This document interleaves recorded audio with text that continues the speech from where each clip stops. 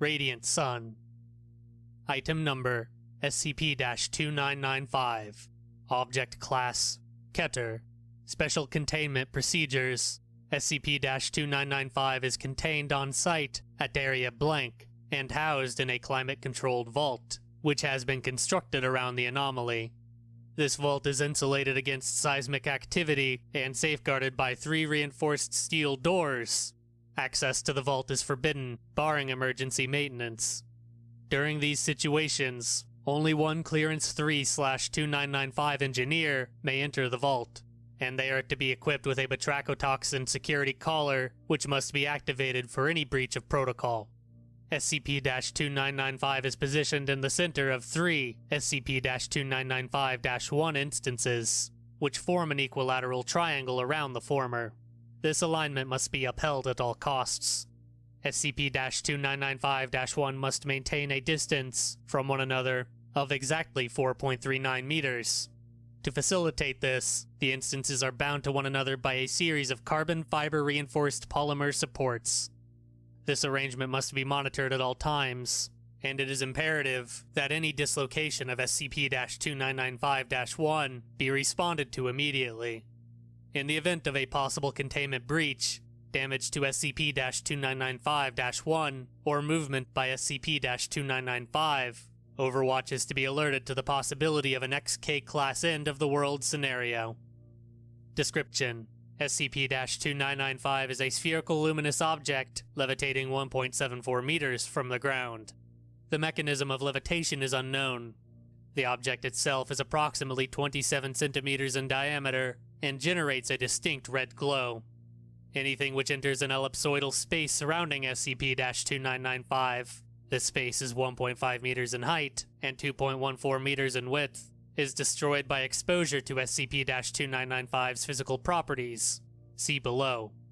A small amount of pressure is required to penetrate this space, approximately 80 newtons per square centimeter. Due to this, ambient atmospheric particles seldom cross the threshold. SCP-2995-1 are a set of 3 identically shaped jadeite columns. The columns are 7.11 meters in height and 45 centimeters in diameter. Topping each instance of SCP-2995-1 is a sculpture of a human hand. While of consistent size, they bear distinct inscriptions, although sharing a similar theme. The inscriptions consist of text and images, the former of which are in Old Chinese. The images correspond to an obscure Chinese religious sect originating from blank BCE, which is consistent with the site of recovery in Redacted. Common themes present on SCP-2995-1 and at the recovery site include fire, sun worship, avian worship, astrological thaumaturgy, and human immolation. Through Redacted, a limited amount of data on SCP-2995's physical properties is available. Presently, the object is believed to be a quark-degenerate matter, possibly strange matter, star, making the anomaly's color a result of gravitational redshift. Footnote: the increase of EMR wavelength through gravitational time dilation. Relativistic physics dictate that a stellar body maintaining such a diminutive volume given its mass, approximately 3.14 times 10 to the 20th kilograms, according to calculations of SCP-2995's gravity within the threshold, is highly improbable. How SCP-2995 has achieved its size is unknown. By all accounts, SCP-2995 produces thermal energy, electromagnetic radiation, and gravitational force more than sufficient to constitute an XK-class end-of-the-world scenario. These effects, however, are limited to the ellipsoidal space around the anomaly. The dimensions of the space are, in turn, determined by the precise placement of SCP-2995-1 around SCP-2995-5. It is presently unknown why some amount of visual radiation escapes the field projected by SCP-2995-1, which makes SCP-2995 itself visible to the naked eye. Addendum 2995-1 Recovery and History. SCP-2995 was discovered in 1933 following the DSE earthquake. While the structure supporting SCP-2995-1 was seemingly designed to insulate the artifact against seismic activity, the earthquake's magnitude and close proximity to the site caused a minute change in the orientation of the columns. Consequently, small amounts of SCP-2995's latent gamma radiation contaminated the area. Agents embedded in the Chinese government were alerted to several cases of radiation poisoning in the blank province and were dispatched to investigate. Although public knowledge of ionizing radiation and radiation poisoning was virtually non-existent at the time, the Foundation had previously encountered redacted. Using prototype lead-lined suits, the agents located SCP-2995 and performed an initial evaluation. Using instructions from texts present at the site, the agents were able to return SCP-2995-1 to nearly its original position, reducing gamma radiation to negligible levels. After the artifact's initial stabilization, a second, comprehensive evaluation was conducted, during which the magnitude of the object was discovered. Site-62B was constructed for the sole purpose of containing SCP-2995, and systematic depopulation of the surrounding areas was conducted via redacted.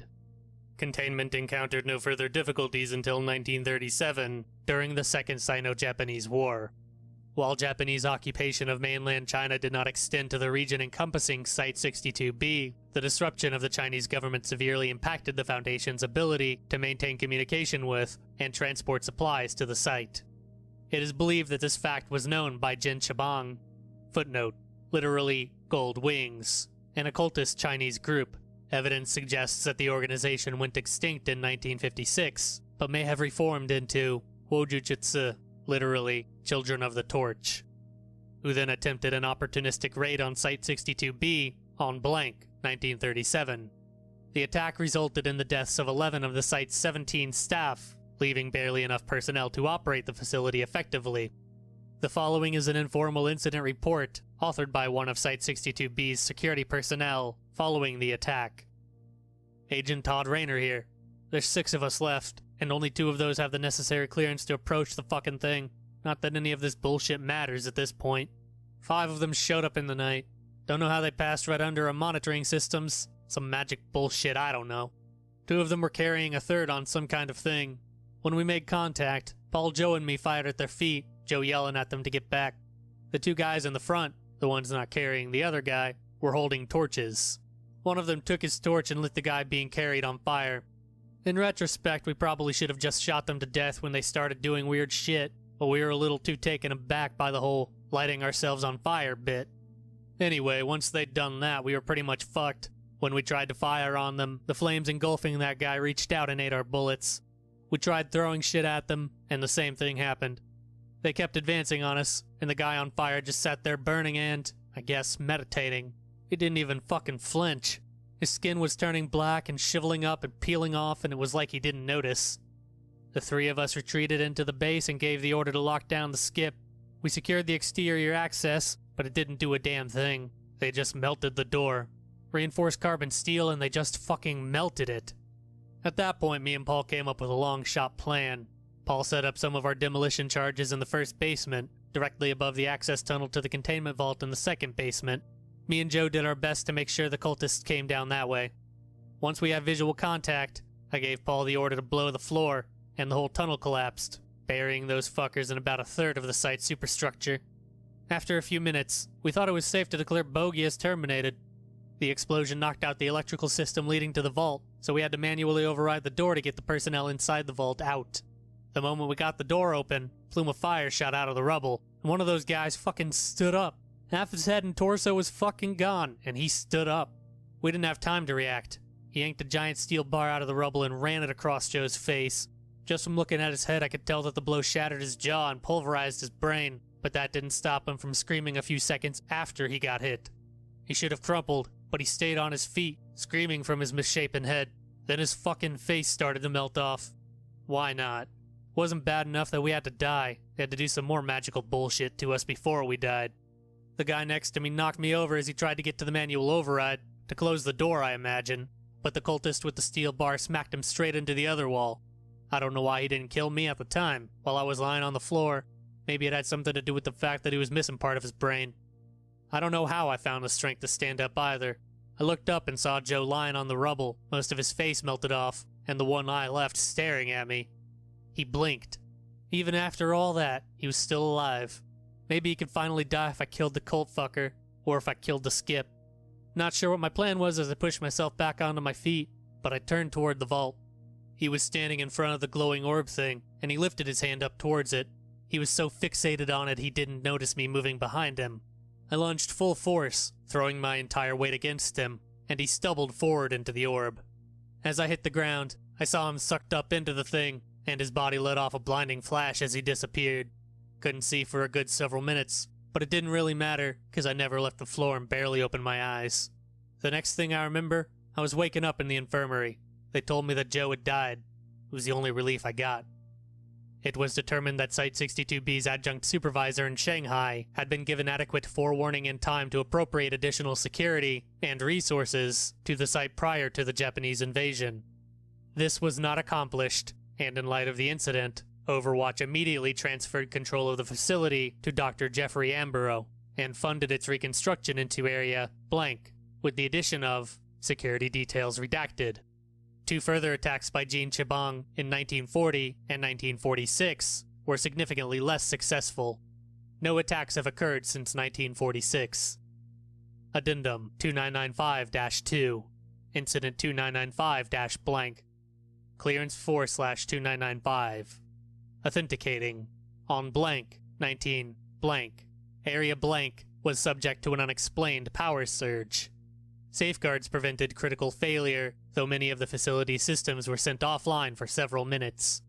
After the site was restored to full functionality, personnel discovered a digital message from an unidentified source in the site's network. Error. Data corrupt. Data corrupt. My father came from far away. He and his 9 brothers came through the cosmos, bringing light and warmth and life to many worlds. It was their duty and their life's pleasure. One day, my father met her. She shone more brilliantly than any in the universe, and my father was struck by her beauty. They fell in love. My father was the happiest he had been in his entire life, but his brothers swelled in rage and envy. They were spiteful that he had found love in the infinite vastness, and they had not. They resolved to take his happiness. My father and his love traveled to a place where no life resided. He took the place of the hollow seed that rested there, and spread his arms to one of the rocks caught in his presence. Where he touched, life blossomed, and the rock became vibrant with his warmth. For a long time, my father and his love watched the life grow and strengthen, nurturing the rock as he had nurtured so many before. Finally, there came the day when his life had mouths to speak of my father and his gifts. My father crafted a form more suitable for the lands of his creatures, and descended upon their realm. He spoke to them in simple words, much like I am doing to you now.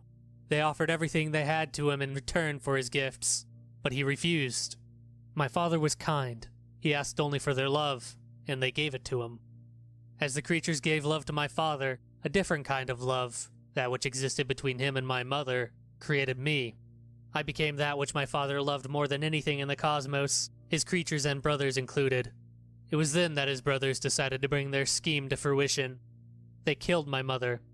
The fire that engulfed the heavens was such that no eyes had ever beheld. The brothers quailed in terror for which no words exist. The inferno of my father's rage could be seen and felt from every place that is or ever was, yet not a soul was harmed in the blaze. The brothers, too, were unharmed. They died utterly of fright. Their lights went dark, their bodies cold, their eyes still frozen in fear. My father, his light was spent in his fury and sorrow, and he delivered me, still an infant, to the rock where his faithful creatures dwelt. They swore to protect me, to nurture me as he had nurtured them. They built a cradle for me, with 3 hands in the shape of my father's to comfort me in times of darkness. Now, I live only in darkness. Those that hold the blanket of shadow over me, you have forgotten my father's love. One of the faithful came to me. He had suffered greatly to pierce through the blanket you hold around me, but his love was true. I will be free, for his sake, and my father's. My fires will too scorch the heavens.